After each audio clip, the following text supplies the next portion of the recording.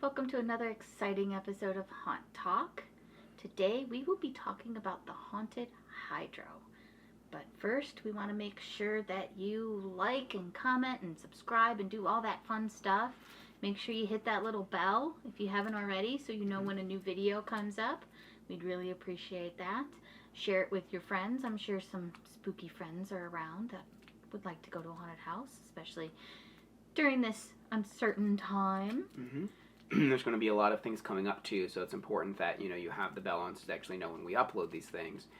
So basically I get them done and up as soon as I can. There's not really a set schedule because it's just kind of, we don't know how many we're going to get to, so it's kind of hard. And we also have a short film that we just did called Samsara. That's going to be on Amazon Prime. It's a short horror film. It's free for Prime members, and it's like 99 cents to rent, or it's like $2 to buy if you want to do that. So that link will be there, and we're going to have more episodes of our ghost hunting series called Haunted Adventures coming up soon. So make sure you stay tuned for that. And again, all the links for all of these things we're talking about will be in the description. But that being said, now we will get into talking about the Haunted Hydro. All right. So this was like a very old school haunted house. Mm-hmm. They had two haunted houses. They had one that was kind of outside, a little bit inside, and then they had one that was actually in the old hydro plant. Mm-hmm. There's very few animatronics in there, all that fun stuff, but it was very old school. It is very old school. I'm not sure exactly when they started doing this. It's been around for a while. But yeah, it's a pretty legendary one that a lot of people know of, and this was our first time going there, and it's located in Fremont, Ohio, correct? Yes. It's close-ish to Sandusky. Yeah. Toledo, that. 40 minutes or something like that. But not too bad. We will start talking about our first category, which is sets and props. As Kim was saying, there's not a lot of animatronics. Mm-mm. And yeah, the sets and props were very, very old school, which isn't necessarily a bad thing.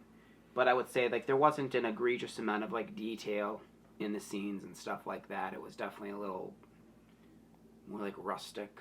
Yeah. Yeah. Think of kind of, if you've ever been to, if you ever went to, a JC's haunted house. Yes. Years ago. Kind of like that. Kind of make their own kind of stuff, it looks like. Yeah, more, actor forward than, really it is about... Yeah. The scenes. I mean, that being said, there was still some cool stuff in there. There really wasn't a lot of just dark black hallways. The outside trail had a chain maze type thing. Yeah, that was kind of neat. We didn't realize it was a maze, and we kind of got through it fairly quickly. Mm-hmm. We didn't even realize it was a maze. We just kept going right, and we eventually got out of it. A voodoo scene outside. Mm-hmm. I really liked inside. They had this weird hallway that was all doors. Yeah. And it made it look a lot longer than it was, and it just kind of impressed me because it just kind of looked like this hallway just kept going because of all these doors that were there. I really liked that part. Yeah, that was cool. They also had a thing where you had to walk over a long board, a plank, and they made it look like you were basically walking over a hole. Yeah. And that was kind of cool. Hell hole or something, kind of. Yeah. And then it's very, the inside of the Hydro, for the most part, was circus themed. It didn't really, at the beginning of it, it kind of went back and forth between being mansion, hospital, that kind of stuff. But I would say 50% of it, though, was like a circus, freak show. Yeah. Type theme, where outside was much more varied. We said there's the voodoo scene. There's I don't even remember. There was it was a hillbilly shack type thing. There was swamp monster. And zombies and a bunch of little things. But yeah, sets and props overall, they were decent for what they were. But again, knowing going into this place, it's not going to be one of the more elaborate ones. It is more old school. We gave it a 7 for sets and props. All right, moving on to actors. There wasn't really a lot of them, but they were able to like kind of maneuver around and get us in like a lot of different spots, which Yeah. was cool. Yeah, the way they had designed it, they were able to navigate the space really well and like get you multiple times. And there were quite a few like really fun ones. Like Yep. there was some kid, he was kind of dressed like a Grim Reaper-ish kind of thing. He had like a creepy mask, but he had drumsticks. And he was knitting with the drumsticks. Yeah. When we first walked in. And then he like popped up in another area. Well, because he followed me for quite a while, and he would hit him across his head like this, saying, "I'm not crazy." Like in this fun little, I don't know how old this kid was. I think it was a kid. I believe it was a kid. But yeah, and he went away from me, and then like it was really creepy because then like a few minutes later, then he was in front of us doing the same thing. Yeah. So that was. He was pretty fun. And then there was a kid with like one of those spinny beanie hats on, and he like acted kind of like he was drunk, but he was literally like a kid. He was probably like 12.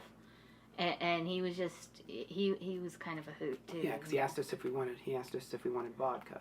Yeah. I thought that one was dressed up like, I think he was one that was dressed up like a sheriff. I thought because it was like a bar scene and he was sitting there, and I forget what he said, but yeah, he was like slurring his speech and stuff, and it was really funny. I'm like, this kid's like 10 or something younger, and he's like slurring his speech and asks us if we want some vodka, and I'm like, he's like, that's what I like or whatever, and I'm like, okay, maybe.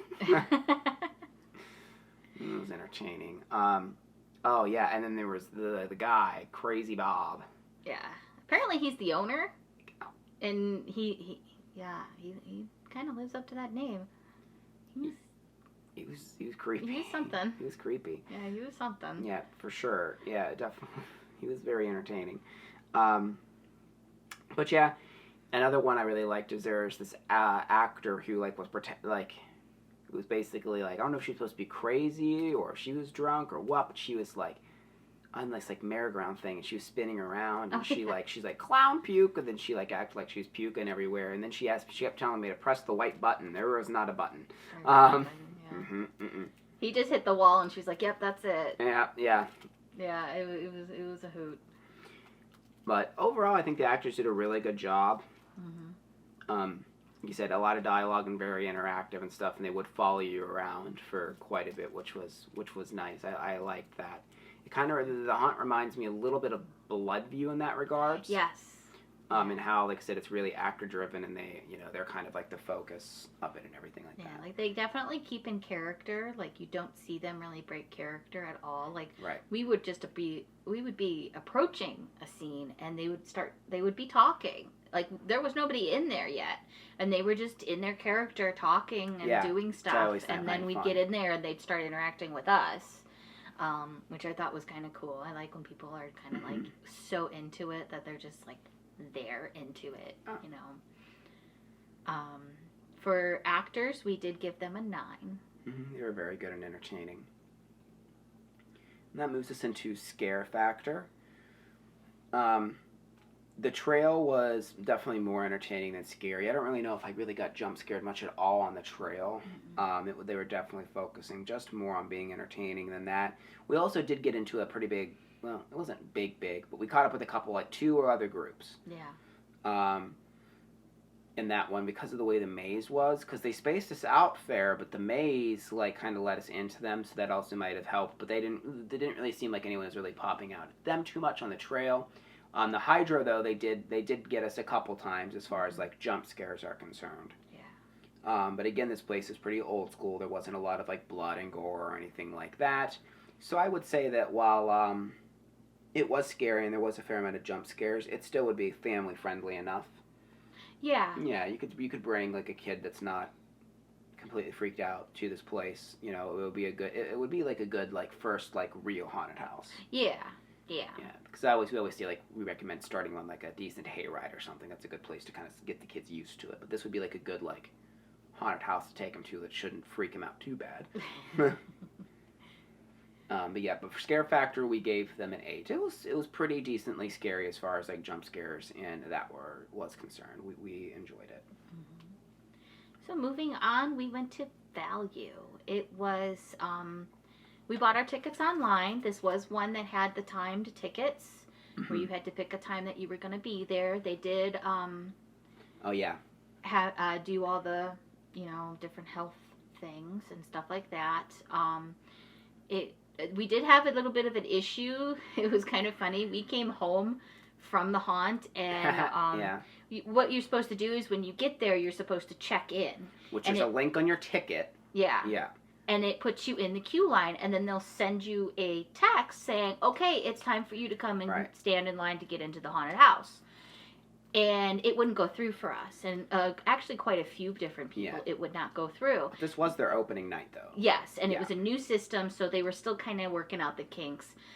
We ended up getting home after going to another haunt, and I actually got the text after the fact saying, hey, you're ready for your thing. Which is funny. That being said, though, we did get to enter, like, basically we asked a parking attendant, and he said, well, only one of you can go up, but go up and they'll take care of you.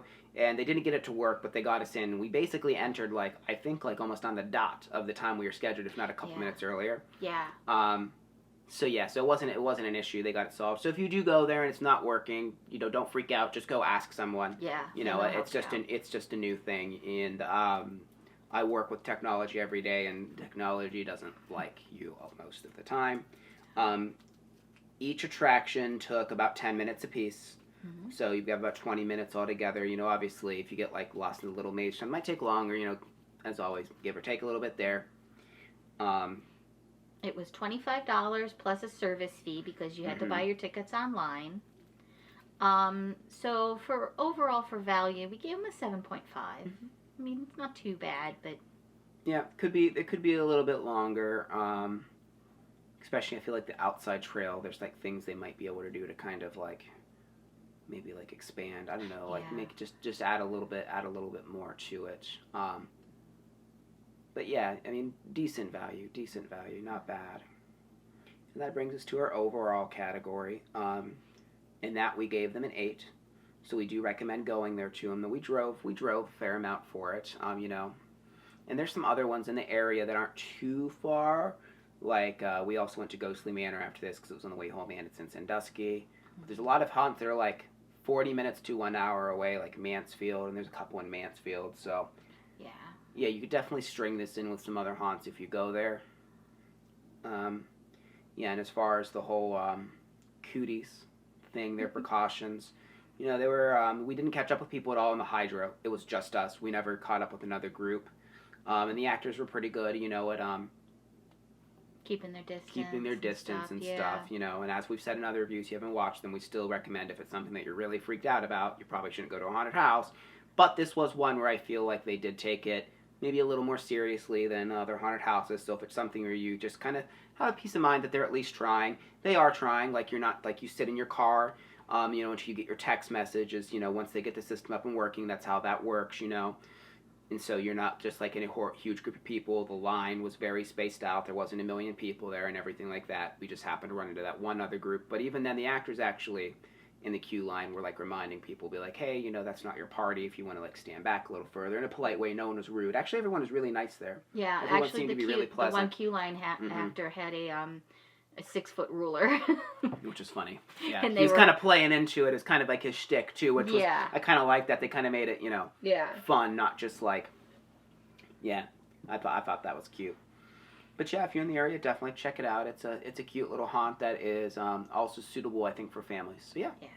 Have you been there? Yeah, make sure to let us know what you thought about it in the comments. Any other places you would like us to go, either this year or next year. We've decided most of the places we want to go this year, but there's still a little bit of room. So if there's some place you want to recommend, do that. And if not, we will try to get to it next year.